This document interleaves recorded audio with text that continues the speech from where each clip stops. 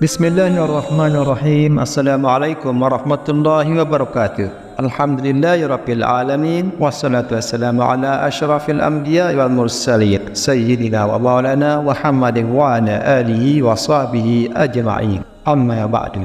Sebelumnya saya doakan semoga kita semua selalu berada dalam naungan dan bimbingan dari Allah Subhanahu wa taala, senantiasa dalam naungan ridhonya, sehingga kita termasuk dari golongan hamba Allah yang beriman dan bertakwa hingga akhir hayat dan mendapatkan husnul khotimah. Amin ya rabbal alamin. Sahabat beriman yang dirahmati Allah, sedekah merupakan amalan mulia dengan banyak keutamaan. Allah Subhanahu wa taala menjamin orang yang menyedekahkan hartanya di jalannya akan diberi balasan yang berlipat ganda. Mereka pula akan mendapatkan pahala yang mulia dari sedekahnya itu, sebagaimana firman-Nya dalam Al-Quran surat Al-Hadid ayat 18, sesungguhnya orang-orang yang bersedekah baik laki-laki maupun perempuan dan meminjamkan kepada Allah dengan pinjaman yang baik akan dilipat gandakan balasannya bagi mereka dan mereka akan mendapat pahala yang mulia. Dalam sebuah hadis disebutkan bahawa sedekah dapat memanjangkan umur dan mencegah kematian yang buruk. Rasulullah SAW bersabda, sesungguhnya sedekahnya orang muslim itu dapat menambah umurnya dan mencegah kematian yang buruk, dan Allah pula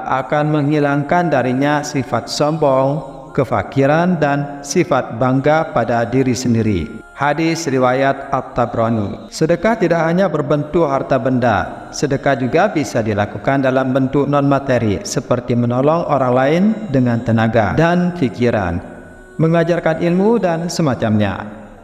Ada beberapa jenis yang paling utama jika dilaksanakan dengan ikhlas dan mengharapkan ridhonya semata. Berikut 10 jenis sedekah yang paling utama. Yang pertama adalah sedekah khufiyah. Sedekah khufiyah artinya sedekah yang tersembunyi. Sedekah ini juga disebut dengan sedekah syir atau secara rahasia. Sedekah khufiyah merupakan sedekah yang paling utama sebab dilakukan secara sembunyi, ikhlas dan semata-mata mengharap ridha Allah Subhanahu wa taala. Dalam Al-Quran surat Al-Baqarah ayat 271, Allah Subhanahu wa taala berfirman, jika kamu menampakkan sedekahmu, maka itu adalah baik sekali, dan jika kamu menyembunyikannya dan kamu berikan kepada orang fakir, maka menyembunyikan itu lebih baik bagimu, dan Allah akan menghapuskan dari kamu sebagian kesalahan-kesalahanmu, dan Allah mengetahui apa yang kamu kerjakan.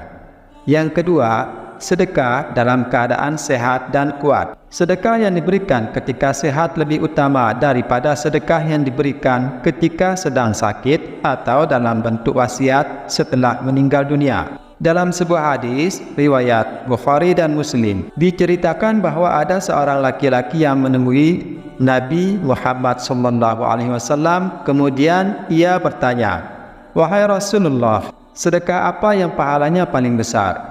Rasulullah SAW menjawab, engkau bersedekah dalam keadaan sehat, sangat menyayangi harta, takut miskin dan mengharapkan kekayaan.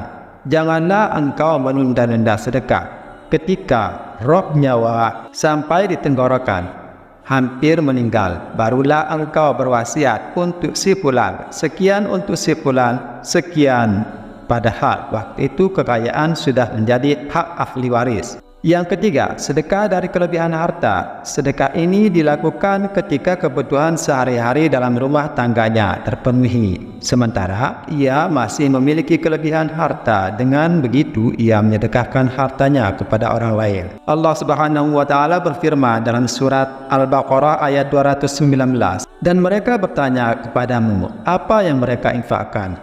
Katakanlah, yang lebih dari keperluan. Demikianlah Allah menerangkan ayat-ayatnya kepadamu supaya kamu berfikir. Adapun orang yang bersedekah sementara keluarganya membutuhkannya atau dia masih mempunyai hutang, maka membayar hutang dan menafkahi keluarga lebih utama. Yang keempat, sedekah sesuai dengan kemampuan. Bersedekah sesuai dengan kemampuan seseorang, baik sedikit maupun banyak, maka itu termasuk sedekah yang paling utama. Rasulullah sallallahu alaihi wasallam mengajarkan kepada umatnya untuk bersedekah sesuai dengan kemampuan. Dalam sebuah hadis Rasulullah sallallahu alaihi wasallam bersabda, sedekah yang paling utama adalah yang sesuai dengan kemampuan dan dahulukan orang-orang yang menjadi tanggunganmu. Hadis riwayat Abu Dawud. Yang kelima, sedekahkan kepada keluarga, istri dan anak. Bersedekah kepada keluarga termasuk sedekah yang paling utama. Disebutkan dalam sebuah hadis Imam Muslim, Rasulullah SAW menjelaskan ada 4 macam dinar atau harta dan penggunaannya. 1 dinar engkau berikan kepada orang miskin, 1 dinar engkau belanjakan untuk membebaskan hamba sahaya, 1 dinar engkau infakkan di jalan Allah, dan 1 dinar lagi engkau nafkahkan kepada keluargamu. Yang paling utama dari keempatnya adalah dinar yang engkau nafkahkan untuk keluargamu. Hadis riwayat Muslim. Yang keenam, sedekah kepada kerabat. Bersedekah kepada kerabat termasuk sedekah yang paling utama. Kerabat adalah paman, bibi, sepupu dan lain-lain. Akan tetapi yang harus diutamakan dari kerabat untuk diberikan sedekah adalah anak yatim, yang ada hubungan kerabat dan kerabat yang memusuhi kita, tapi dia menyembunyikannya. Rasulullah SAW bersabda, bersedekah kepada orang miskin itu termasuk sedekah, dan bersedekah kepada kerabat ada 2 keuntungan termasuk sedekah dan menjalin silaturahmi. Hadis riwayat Ahmad, At-Tirmizi, An-Nasai dan Ibnu Majah. Yang ketujuh, sedekah kepada tetangga. Allah Subhanahu wa Ta'ala telah memerintahkan hambanya untuk berbuat baik kepada tetangga, sebagaimana firman-Nya dalam Quran surat An-Nisa ayat 36. Dan sembahlah Allah dan janganlah kamu mempersekutukannya dengan sesuatu apapun, dan berbuat baiklah kepada kedua orang tua, karib, kerabat, anak-anak yatim, orang-orang miskin, tetangga dekat dan tetangga jauh, teman sejawat, ibnu sabil dan hamba sahaya yang kamu miliki. Sungguh Allah tidak menyukai orang yang sombong dan membanggakan diri. Bersedekah kepada tetangga termasuk amal soleh yang utama. Dalam sebuah hadis Rasulullah SAW berpesan, hai Abu Zar, jika engkau memasak, perbanyaklah kuahnya, lalu bagikan kepada tetanggamu. Hadis riwayat Muslim. Kemudian yang ke-8, sedekah kepada kawan seperjuangan di jalan Allah. Sedekah kepada kawan seperjuangan di jalan Allah Subhanahu wa Ta'ala termasuk sedekah yang utama.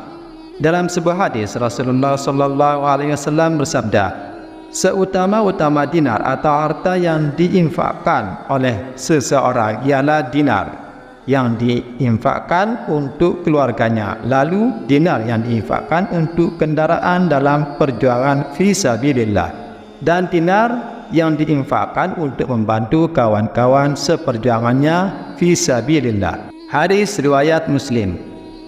Yang ke-9, sedekah untuk keperluan jihad fi sabilillah. Berjihad dengan harta di jalan Allah termasuk salah satu sifat orang mukmin.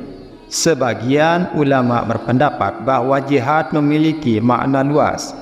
Jihad adalah segala usaha yang dicurahkan untuk kemajuan Islam. Dalam sebuah hadis Rasulullah SAW bersabda, seutama-utama sedekah adalah ia berkemah atau berteduh dan beristirahat fi sabilillah. Hadis riwayat Ahmad dan At-Tirmizi. Kemudian yang ke-10, sedekah jariah.